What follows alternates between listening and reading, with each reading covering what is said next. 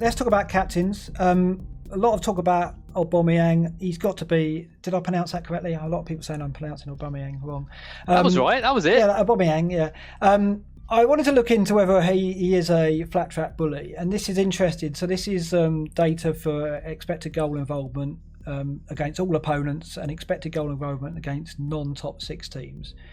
And the differences, and you can see there, out of all the captain candidates this week, Sterling, Rashford, Fernandes, Martial, Aubameyang and De Bruyne, Aubameyang with a difference of 16.6. So basically, his expected goal involvement against all teams is an involvement every 166 minutes. Against non-top 6 teams, it's 150 minutes. So he is involved in more goals, or expected to be involved in more goals against non-top 6 sides, more so than any other captain candidate this week. So he is a proven flat track bully, and you see his record here: 19 of 22 goals last season were scored against non-top 6 teams, and 4 or 5 assists. So against West Ham, he's a proven flat track bully. He's at home, he's a talisman, he's on penalties, all the things we've kind of talked about previously. It's very, very hard to deny him. Fernandes could do well. 7 of 8 goals against non-top 6 teams, 6 of 8 assists. He's there as well. Looks a very, very strong option. But it's like I said, we haven't seen United yet.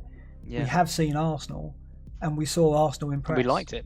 Yeah, exactly. Well, that's the other good thing about Ben, not just for the captaincy this week, but it's why moving him on after this week to get in potentially a City player. This kind of table can help with that decision, because if Aubameyang is so good against the top 6 but less effective against the better teams, which he is playing, over the run of games Arsenal have got isn't that good. The Sheffield United, I would have said, was quite a tough game, unless they played like they did against Wolves. But yeah, it's that to me kind of reinforces the fact that I'll probably be moving Aubameyang on after this match. But it also reinforces the captaincy. It's just every arrow points to Aubameyang this week. Yeah, there's going to be triple captains on him, I reckon. Well, Sivert's gone with him as well. He's the guy, as I said, who's very, very strong on his captains. He's the strongest last season. He went with. I love that we've left that till now, just to like. And then he's gone with him, and he's got Fernandes in for Salah. That's what he said he's doing there. And it's interesting. De Bruyne, 7 of his goals came against the non-top 6, so he scored 6 goals against the top 6 teams.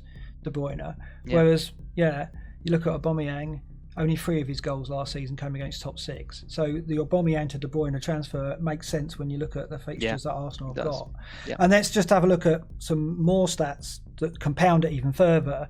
The XG for the teams and the open play, which is open play expected goals and open play expected goals conceded.